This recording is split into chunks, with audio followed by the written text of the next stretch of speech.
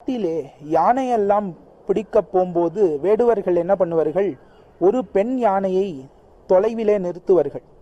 அந்த பெண் யானைக்கு முன்பாக ஒரு பெரிய குழியை வெட்டி அதற்கு மீது ஒரு புல்லு அதெல்லாம் போட்டு மறைத்து வைத்து ஆண் யானை பார்க்கும்படி செய்வார்கள்.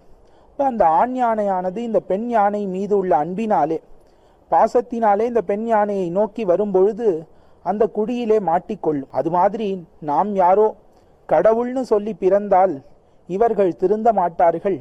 மனிதர்களுக்குள்ளேயே சிலரை அவதாரம் செய்ய வைத்து அவர்கள் மூலமாக இந்த மக்களை நாம் திருத்துவோம் என்று ஒரு யோசனை செய்தான். அப்பொழுதுதான் 12 ஆழ்வார்களை அவதாரம் செய்ய வைத்தான்.